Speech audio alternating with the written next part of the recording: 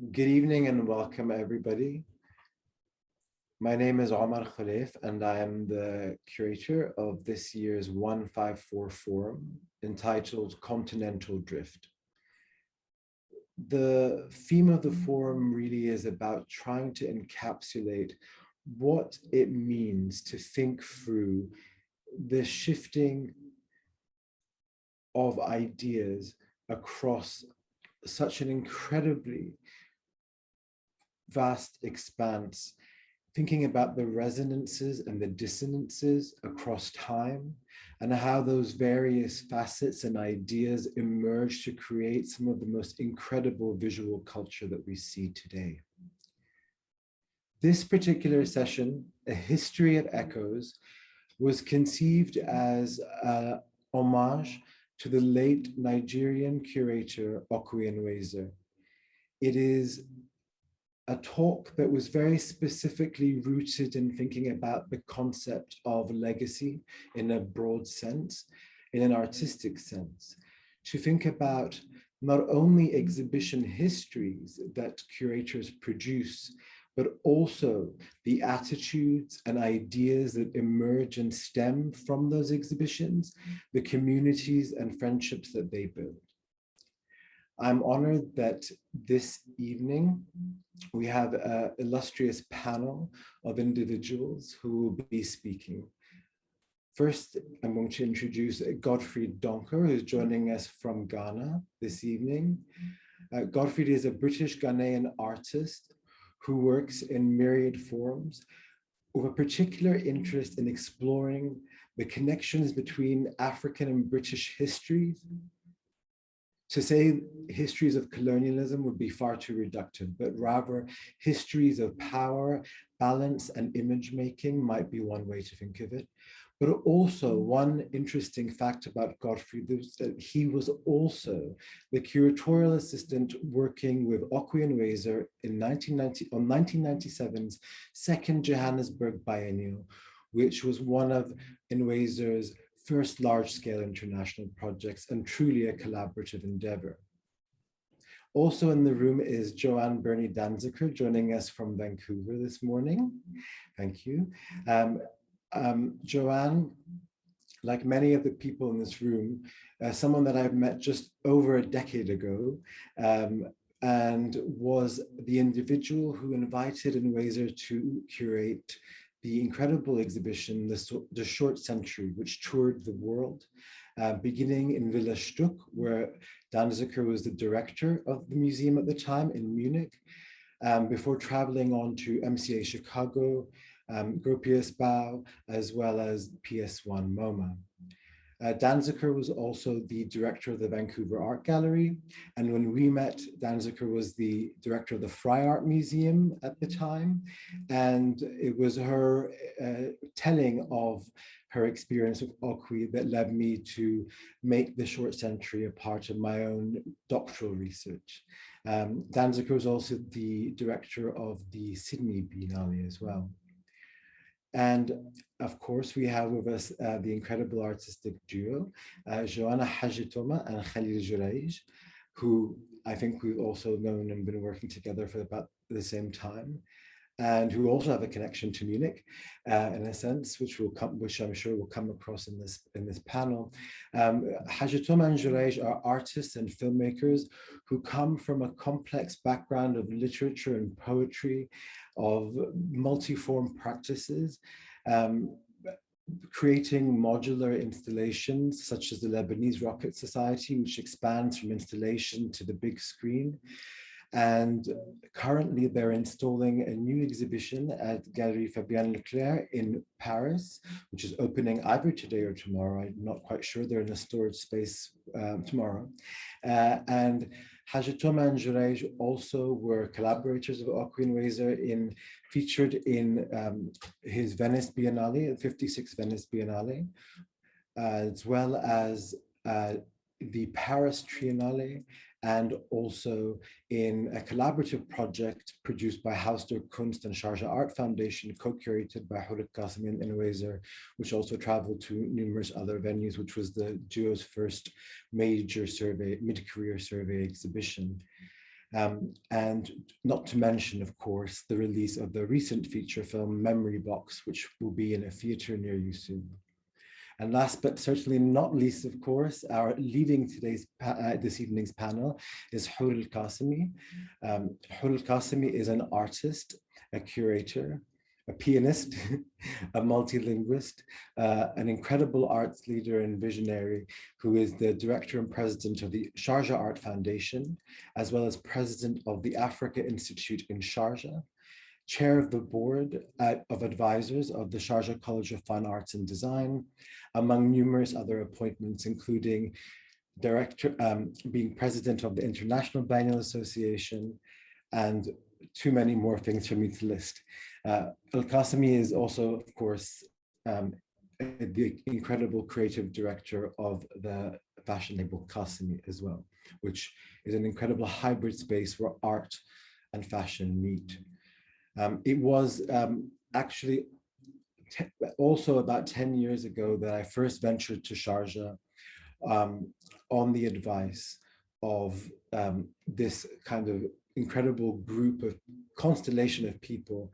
And it was there that I discovered an entire world of artists who I had never seen before, artists who looked like me, who spoke like me, which is what has inspired me to continue our incredible and ongoing relationship. So without further ado, I'm going to hand over to Hoor, who will lead the panel discussion to really think informally, discursively about the legacy of Okwui Enwezor and perhaps even what the future might hold for that. Thank you so much and enjoy. Thank you, Omar. And thank you, everybody who's joining us. I see lots of familiar names and friends in the audience and the attendees. First of all, I'd like to thank all the panelists for joining us on this panel. There have been many programs and talks talking about Okwi's legacy and looking back at how he inspired all of us. I think that it's the number of people that Okwui has touched in his life are too many to count. And that's why you're seeing many, many, many panels and discussions and events looking back at the importance of his, the many projects in his career and how they led us to think about the projects we're working on, what we continue to do. I think, Joanne, you said it well, that he said to you, the work is not done, it needs to keep going. So I thought this is a great opportunity to share the stage with people who've worked closely with him, but formed friendships and have continued, and his work has continued to inspire them. I'd like to start with Godfried, and I'd like to know more about your experience working with Okwui in the Johannesburg Biennial. I'm going straight to the panelists because I know we don't have much time, and I'd like to hear as much from all of you as possible. So Godfried, please. Thank you very much. Thank you for inviting me here. When I was asked to come on this panel a couple of days ago, I really started to, for the first time, revisit my experience 24 years ago in Joburg. But briefly, I met Okwui in '94 in New York. We had a mutual friend who introduced me, a friend of mine from London, a friend of his from Nigeria. And we became friends very slowly and gradually. And I remember when he asked me to come to Joburg to work with him, I was astonished. I was like, what am I going to do there? I can't, you know, this is massive. And he managed to persuade me. And then I spent 3 months. We lived in the same house. We worked very closely together. But what was amazing for me, and recollecting the theme of the Biennale was trade routes, if I recall. And again, it was one of the structures he has is different curators that are invited to present different pavilions, if you like, or different exhibition spaces. So I met Octavia Zaya. I worked with Yu Young Kim. I worked with Salah Hassan. And during the course of that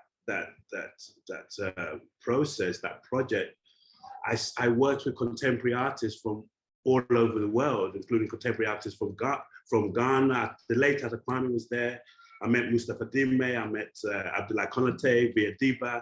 And then in South Africa, I met everybody. I met Santa Mofokeng, Willie Bester, Kay Hassan, Pat Mautla, David Collette. All of them were like coming into this project because they were part of the exhibition. And I found we were having to deal with what they needed. Los Carpinteros from Cuba, Pepe Osorio, Stan Vergara. You know, there were names that like, it was incredible, I was saying earlier, to have this cascade of artists coming into South Africa and seeing the response of South Africans, both artists and audience. But for me, I was living it at the time. So I was working as an artist, but I also did a bit of curating, and Okwui knew about that. I also traveled in the Caribbean, and he also knew about that because of his magazine NKA. We were constantly, he was always calling me up for send me something to put in NKA, send me something to put in NKA. So I would just pass things on to him. And sometimes they would appear in the publication. So when I arrived in South Africa, we were literally, I was his driver, his bodyguard, his confidant, dinner partner. And then we work all day, we go for these grand dinners, as you know, Okwui loves to have, you know, and then, full of laughter, as you say. There's obviously the work is anxiety ridden and all kinds of emotions. But the end of the day, I used to remember fondly that at the end of the day, we'll have a massive dinner somewhere, some massive restaurant. Even when the kitchen was closed, you'll get them open and we'll continue to 2 in the morning, and then we'll be discussing what we're doing the next day, and then we'll be back at work at 8 o'clock. And this went on relentlessly. And I think it was for me very formative part of my career. I realized that being an artist as well, I realized what it took to present your work on a world stage and what effort you had to go through to get things right. The projectors had to get it right. I mean, one stage, we had to order monitors for I remember Stan Douglas's put one of his pieces on, and they ordered TV sets, but there's a difference between a TV set and a monitor. So they didn't know that in South Africa. So we had to return all of these. So all of this kind of, these problems or situations that arose really taught me a lot as an artist, in terms of my own practice, in terms of what to expect when I'm in a project, how to react or work with a curator. I mean, Okwui worked very intimately with his artists. Sometimes,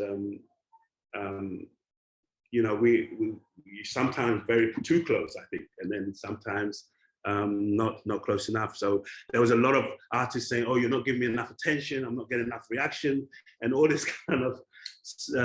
But for me, what was important was, after the second Johannesburg Biennale, they didn't do another one. It was not possible to duplicate that, or because the person that put it together wasn't there, obviously. There hasn't been another one since. And subsequently, what was also interesting that his projects around the world has been kind of taken that as a template and made it much more colorful, if you like. But yeah, no, so that for me, and as a result of me being there, meeting all these, I met Remy Sanya, who was the Biennale of Dakar. And then in '98, I was invited to Dakar, and that was my first international show. And Okwui was there with me then as well. So we went through that process. And then he showed me in Venice in 2001 when he did the African Forum for the first time. So we went through personal as well as professional kind of connections. Yeah, like you mentioned, the Johannesburg Biennial is a key moment in exhibition history that everybody seems to be looking back on as well, which the short century is an equally iconic exhibition, and we'll talk to Joanne about that as well pretty soon. But when you talk about artists, Okwui working really closely with artists and how he influenced their career, I really wanted to also pass on the mic to Joana and Khalil, because I think Okwui worked very closely with you on your lecture performance, your project in the Venice Biennial as part of the stage. So I think we'd like to hear a little bit more about your working experience and how, of course, the exhibition we did together, Two Suns and a Sunset, but more specifically the lecture performance series. First, thank you for inviting us to this panel. I think we are both very happy to be able to talk with you and to talk about Okwui, because we miss him, and so it's good to talk about him with friends and people that worked with him, and also because maybe especially Hoor and Omar, you are people that makes connection like Okwui used to do with territories that are like the African and Arab worlds in a very different way. You make the way, for example, Okwui used to work was not about nationalities, it was more about geographies as system of resistance, as constellations that could talk to each other. So we were always very surprised the way he used to curate those shows. Articulating, editing, and sometimes mixing. And so this was really because I think that it's here where there is those echoes that you were talking about. We can talk about the first time we met really, because we knew Okwui, of course, from many places. We would see each other, but we started to, our first real encounter was in New York, in MoMA. We had a retrospective of our films curated by Rasha Satya and Ute Jensen. And at the end, we did a performance called Aida Save Me. And it's an extraordinary story with unbelievable yet true, with a lot of things happening, with an image of a man called Antoine that we used in a film Perfect Day, and many things. A lot of turning points, an image of a fiction become a document, and suddenly Okwui was here just listening to this performance, and a woman stand and said that I'm Antoine's cousin. And so it was really astonishing in New York, in MoMA, to have Antoine, who's Lebanese, having his cousin here. And so it's this serendipity, we heard Okwui laughing, with his laugh. And then it started a real friendship and a real collaboration together, because he could also accept his part of mystery that happens sometimes, those things that are unexpected that happen. This kind of encounters where we don't know exactly what's happening. So he decided to program Aida Save Me in different places when he curated meeting points. That was a kind of platform created by Tarek Abou Futuh at that time, Tarek that you know also very well, and that was supposedly happening in several places in Europe, but also in the Arabic world. And it happened at the time where the Arabic Spring started to blow everywhere and disturb completely his program, let's say, that his curating, and he was so challenged by the fact that he has to find the right proposal to the situation that it was evolving every day. Like, shall we go to Syria? Shall we go to Jordan? Shall we go to Egypt? Despite what was happening, according to with who are inviting. And things like I think that what really made us really close to each other, it was like Khalil and me, we like this idea of not controlling everything, like of course like what is called sometimes the middle voice. It's not an active voice, it's not a passive voice, it's a voice where you understand that you are you act and you are acted in the same time. So and this is a reference to something Bruno Latour, Isabelle Tanguer's talks about this middle voice, and we had this with Okwui many times. Like he would come with us to many adventures. So one of them, it was because he really liked the lecture performance. He thought that lecture performance, as we made them in Lebanon, was a different contribution to the art world. And we talked a lot about this, especially with Rabih Amroui and Walid Raad, who did a lot of those lecture performance that we started doing in Lebanon, because there was not really critical, about production. So we started working to link our work to the situation, not our artwork. So he came one day and he asked us to, he saw another kind of performance that we did called latent images. And he came with this idea, like, I want to do something epic. I would like to do this performance that is usually done once. I want to do it every day during the 177 this was special days. Because this was a book that was sealed. And we had this idea with KHALIL to open the book with actors. And so Okwui was here at that time, because we didn't want, we sold this book to an art place and an institution. And they said, you should open the book because the pages were sealed. And so we felt that we could open it with friends who would read the whole book. And Okwui saw it and said, like, this is great. I'm inviting you to do this. And at the Venice Biennale. So immediately we said yes. But what we didn't realize that he wanted this performance to happen every day with 4 actors. And we had to open this book 2 hours and a half. So this was his epic gesture in the Agora. And he created with David Adjed, where there was a lecture of Marx by it was fantastic, this experience. It lasted 6 months. So we had to find actors that could come and shift. And so we all were very excited. And then there was the consequences of what we were doing. But it was also like this, we pushed boundaries together. And this is really a kind of emulation that was great. It's that he came with something that would generate another artwork.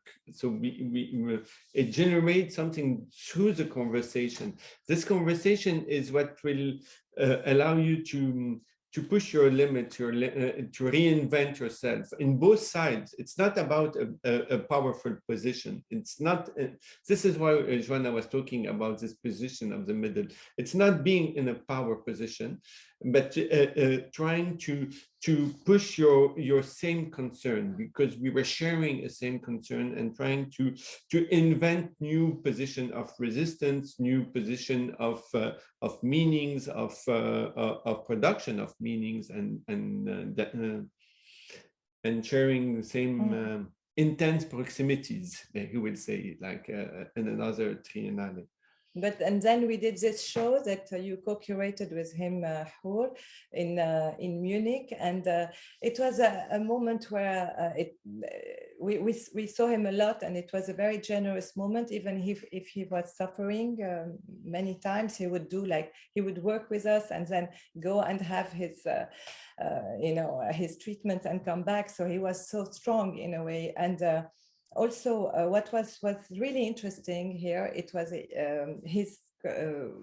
the connections that he made with our practice as filmmaker, and few people make this connection so deeply. He would talk about the cut, for example, the off-screen with us, the way, for example, we work on close-ups and all those things that are the visible and the invisible part of cinema that he would apply during when we were working on the exhibition to the way we curated the show together, or the interviews we made, or the talks. So he would have this deep possibility, and he would understand and link the practice as he would link people together and territories and practices together. Yeah, like you mentioned with geographies and territories, I remember him talking to me about his experience in India and showing works of Amar Kanwar and Rax Media Collective when they were in their early days. And I think there's so many people even in our audience here, like Bernie Searle, Bushra Khalili, who also have worked with Okwui, and we would love to have all of them on stage with us if we had a couple of more hours. But I think because of time, we only have an hour for this panel, unfortunately. I'd like to pass it on to Joanne so we can have time to discuss at the end. Joanne, if you could talk to us about your invitation to Okwui at Villa Stuck and the importance for people who don't know the short century and how an important exhibition it was and still seems to be. Yeah. So thank you. And again, I'd also like to thank you and of course Omar for inviting me to be part of this group. Speaking about Okwui is so special and hard, I think, for everybody who's here today, because we've each had the great fortune of having spent time with him and worked very closely with him. My collaboration and friendship with Okwui began through Ken Lum, through an artist who was based in Vancouver at the time. And Ken had just come back from Dakar, from Senegal, from Dakar 3, where he had met Okwui. And Ken phoned me up and said, you know, we have to have a chat. There's something that you have to do. And he said, I've met the most amazing person. He has a project which has to be done. And Ken and I had planned to have an exhibition of his work or an exhibition spot where I had also offered to him that he could curate a show or he could do whatever he wanted with that time. But it was essentially his slot, and it was going to be after the renovation of the Villa Stuck. And he said, I want you to either postpone it, and if you have to cancel it, because this is the most important project of our time and you have to do it. And I said, well, what is it? And he said, I'm not going to tell you because there's only one person who can describe it to you, and that is Okwui. And can you please go to New York as soon as possible? He's on his way back to New York, and can you meet him? And it so happened that a couple of weeks later, I was in New York for another reason. And so I said, okay, before I go to the airport, Okwui can come to my very unfashionable hotel and to my extremely unfashionable cafe that was in the hotel. And let's have a meeting and talk about it. So I come in, and you know how Okwui always looks wonderful. So in this cafe, and you know, hearing Godfrey talk about the meals and the pleasures of eating with Okwui. So here we were, and I don't know what he thought of it or what he thought of the Museum Villa Stuck, that its director was living in such modest circumstances. But he came in. And he sat down, and I said, you know, I've been told that you have a very important project, and Ken is willing to give up his exhibition slot so that we could do it, but what is it? And for the next hour, he told me about the short century. And what I didn't really, you know, he told me he'd been working on it for more than a decade and a half, but in just going back and rereading documents and letters and things like this, I discovered that the short century was, he started thinking about it in 1982 when he arrived in New York. And he originally planned it as a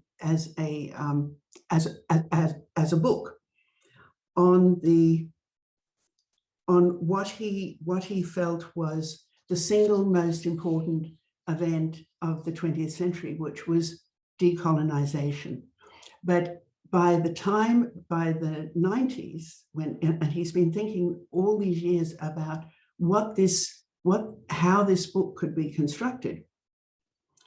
By the early 1990s, he had suddenly realized, he said around 91, which is the time that he was also conceiving of founding NCAR, that it came together that he felt that this project was not a book, but it had to be visual.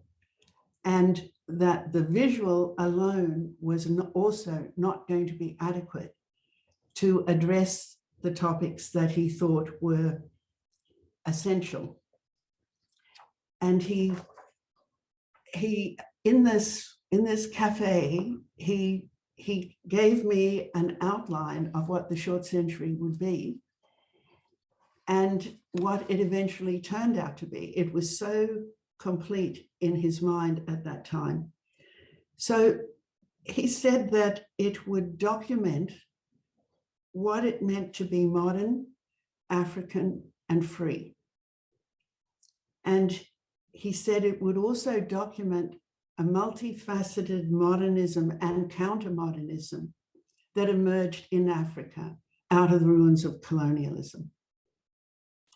And he also wanted to document the enormous impact that the independence and liberation movements on the African continent had between 1945 and 1994, what he referred to as the bookends of a period of enormous transformation in art, photography, film, architecture, graphic design, theater, literature, music, and ceremonial fabric, ceremonial textiles. And he said that the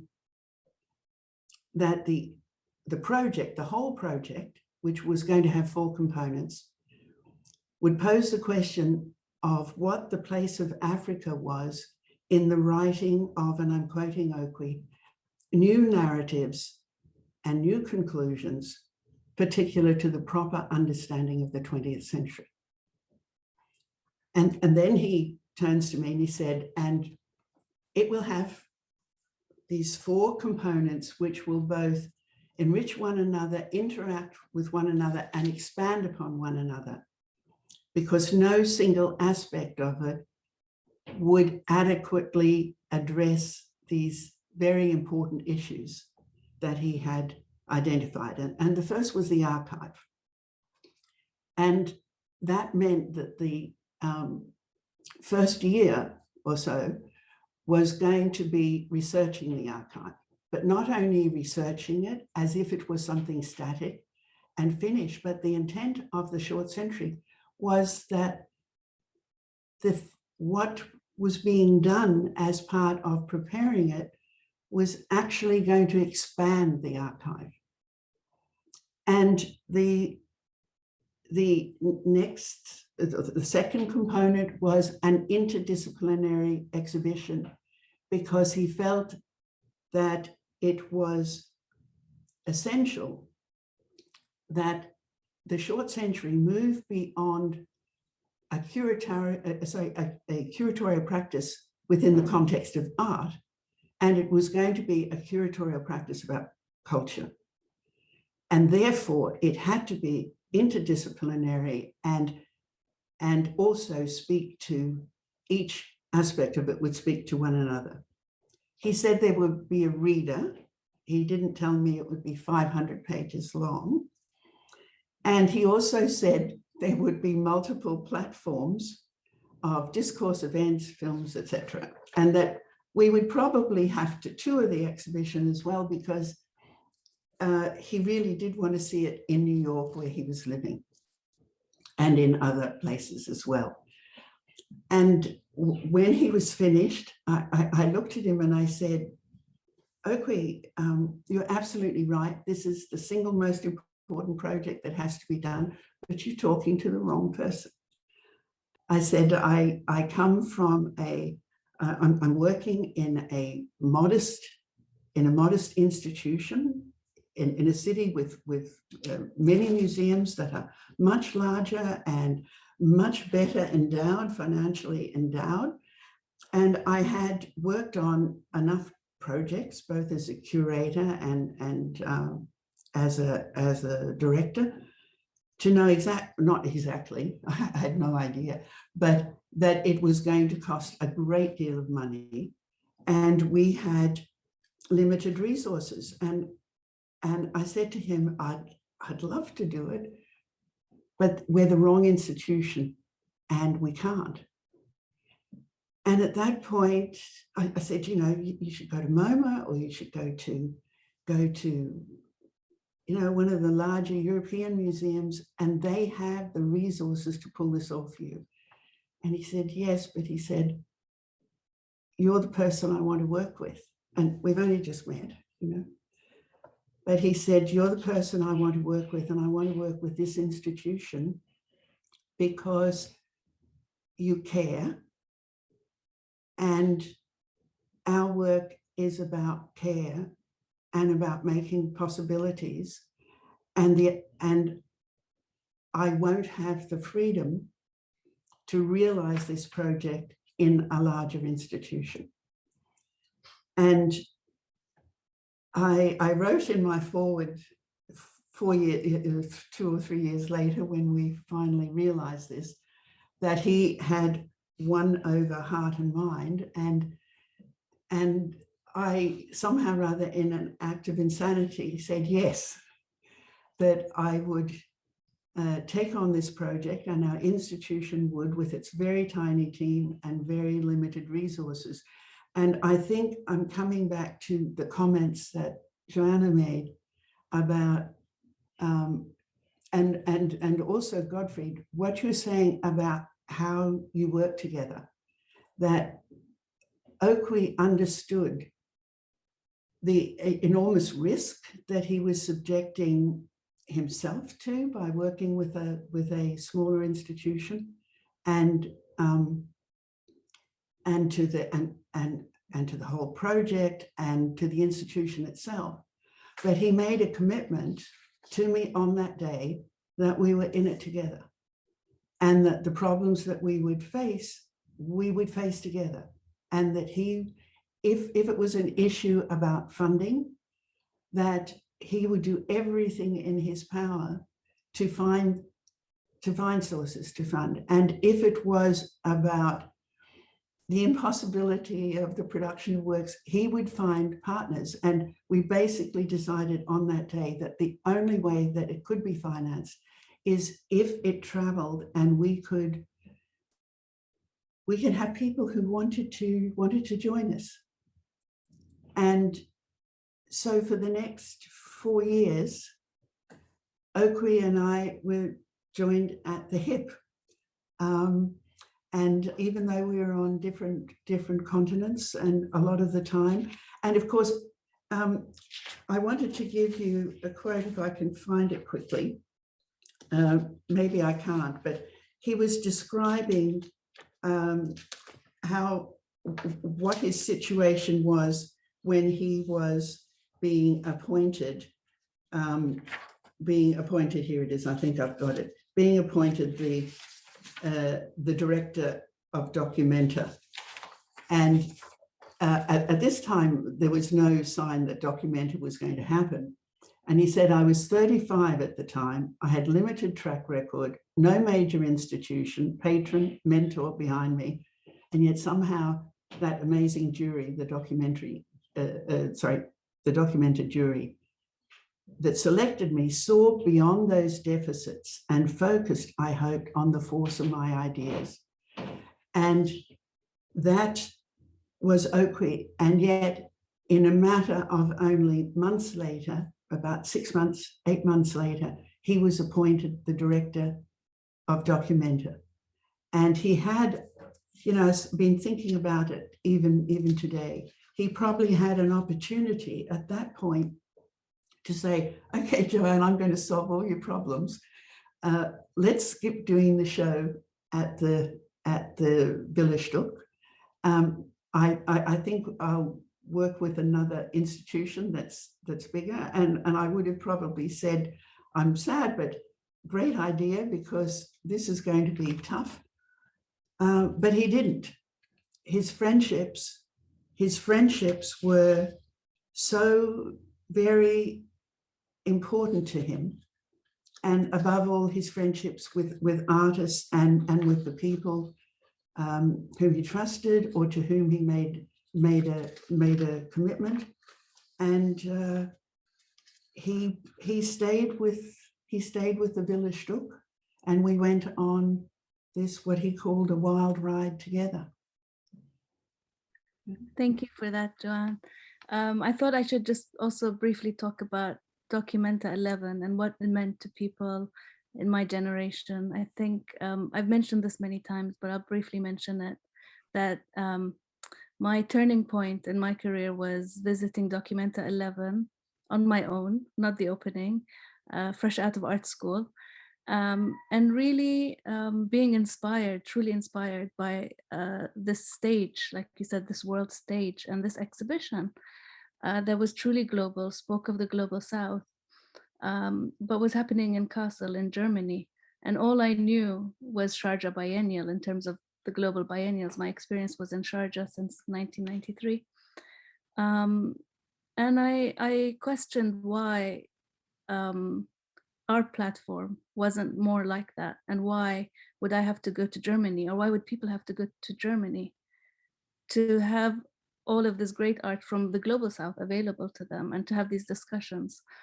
And that was my turning point. So as many people, Okwui inspired me through his exhibition making, through his ideas, but it was a turning point in my career where I said, okay, I don't think I'm going to be a painter. I can paint when I can paint, but I think I have a responsibility here, and I have this urge and need to create something that is a platform and possibilities for people from our part of the world as well. So that is one, and Okwui was a major supporter of Sharjah Biennial. He visited often. There are many images of him helping artists install as well in the biennial when he visited. You know, it's speaking at the March meeting. He spoke about thinking historically in the present, and come around to 2018. We had the 2019 biennial, but in 2018 I was already thinking of the next biennial, so the curator can have time to work. And I was in Dakar Biennial with Salah Hassan, and I said, we were actually in the audience at the conference, but we were sitting on either side. So I was texting him, and I said, I really wanna, I'm thinking about the next biennial curator, and I can't get Okwui out of my mind. I said, I can't think of anybody else to do this. It's just not possible. Do you think he'll do it? And he said, well, just go to Munich. And I went to Munich. I did many trips to Munich. Okwui, one thing he said to me was that Sharjah Biennial is really important because he felt it was a biennial that turned into an institution, that became a foundation because of the need, because of, it was a very organic structure that we had, but also it took to its core artists' needs and the public and community. When I told him it was, the 15th edition, that's 30 years of Sharjah Biennial, he said that he would be honored to do it, and he had the best ideas, of course, to do it. And yeah, so I think people who were very close to him knew that he was very excited about it, and we worked pretty closely. And I asked him, when we knew that he wasn't going to make it, and I asked him, what should I do? I really wanted his advice. I didn't want to assume anything. We were far in the stage where we had a title, we had a concept, but what should we do? And that's when he told me, I want you to do it. I want you to curate it. So for me, this biennial, it's been a bit of a struggle because it's almost a collaboration, I say. So when you talk about Okwi's legacies, it's always difficult to say like this was Okwi's show and it was incomplete. But I think it's what we've learned and what we've shared together that has guided us to this point. And I believe there's still many more things I can announce about Biennial, which I'll do later. It's not my time right now, but I just wanted to mention my own journey as well with Okwui at this time. Before I move on to audience questions, I wanted to ask if any of you had questions for each other as well, since we're all here discussing similar topics. You're on mute, Joanne, sorry. I was wondering, because I'm in the company of artists, if I can just add some words that Okwui, it was his final letter to me, would be his final letter to me, and it's a form of a legacy, but it's also instructions on, on what to do. But he wrote about artists, and I want to share with you what he wrote in this very personal letter. And he said, "What I love most is creating and showcasing the dynamic space of interaction and engagement with art and artists. And through that dynamism, it was possible for me to fully grasp the cultural, intellectual, aesthetic, political, and historical potential of a curatorial methodology that is dense, lapidary, and accretive. And this has enriched me as a thinker, not only of forms and signs, but of histories and their potentialities. And it has brought artists of such penetrating insight into my life." And I want to pass that on to you. I'm sure he counts you among those many artists who have enriched his life.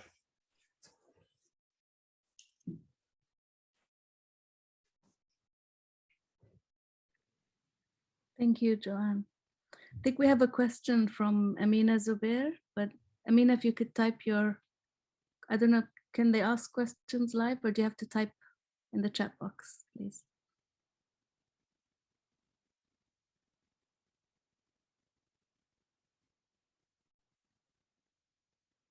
Sorry, Joanna, did you want to say something? No, I just want to thank you, Joanne, because it's true that we can hear him saying those words, and in this really difficult moments that we're going through, I often think of him and the way he was able to invoke history to talk about the present, and this is something that we shared viscerally in a way. And I kept thinking about this shows that he didn't have the chance to do, and that we didn't have the chance to see, like after the post-war show, I really wanted him to continue in a way. And I think that those shows give us strength to struggle those days also. So thank you.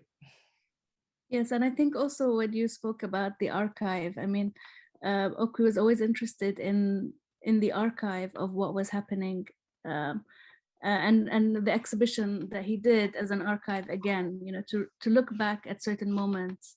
Of course, to mention the post-war exhibition, another major one that will go down in history as an important moment, and part of his trilogy of the post-colonial constellation and so I think, yeah, post-communism. So I think, I mean, part of the biennial that Okwui was looking at was to look at the post-colonial constellation as the second part as well.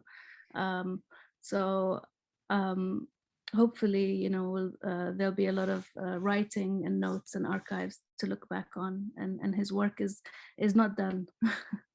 He continues to work through all of us. Yeah. And maybe something about poetry, because this is really important also. When I think of Okwui, I see the poetry of the way he worked, the way he, the way he behaved, a kind of attitude, and the way even he was standing. It's about projecting a voice. Coming back to the archive again, one of the quotes that I have from Okwui which was actually the guiding principle for the short century, was he talked about the archive and its insistent and forensic will to recollect and recollect and interpret history.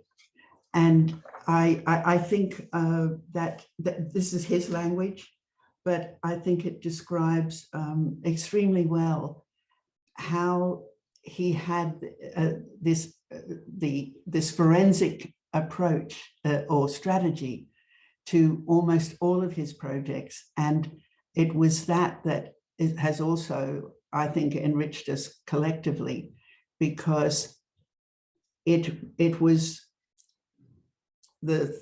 about not looking back at history, but thinking at, Hoor, this is your next Biennale, but it is about a continuity between the past and the present, and how one can imagine futures that are enriched by both. And Godfried, we have a few minutes left. I was wondering if you wanted to add anything before we break up. Yeah, just mainly just recollecting I think he had a very intense relationship with artists. I think in particular, I mean, they could be very fraught sometimes, but very engaging and incredibly intense, very personal sometimes. So I think very passionate. And artists seem to kind of, including myself included, kind of feel not neglected if they didn't hear from him or they didn't get enough from him, that we were very demanding of him in certain ways. I remember certain, projects that we worked on, artists would be like, oh, you'll pay more attention to this person than to me. And so he had this thing of making you feel like you were comfortable when you were, discussing something about your work and just having dinner or even having a drink, the way he laughed, the way he talked, engaged, and then you just somehow you felt you were missing out if you were part of the next group conversations or something. So that for me, also speaking personally, not in terms of projects I did with him after subsequent, but then when, I'm just talking about the times that we spent in those days. Yeah, I think it's true. Everybody wanted to be part of his world, wanted to learn from him, be inspired by him, and be it, when he's cooking, pasta vongole, or when he's, in a restaurant in Venice, I think there is always this energy and people kind of crowding him that you often feel like, I don't want to bother him because everybody's bothering him, or everybody is. But he had that persona that everybody wanted to be close to him. And I think that talking about him and all of us reminiscing a little bit, like you said, Joanne, when we were talking the other day, the work is not done. It still continues to go, it still needs to continue. And I think that's what we're all here for, and to continue this conversation for future generations. I think we have a responsibility to not only keep his legacy alive, but also continue the work that he's doing from our geographies as well. Yeah, that's what I'm saying. Joanna, sorry.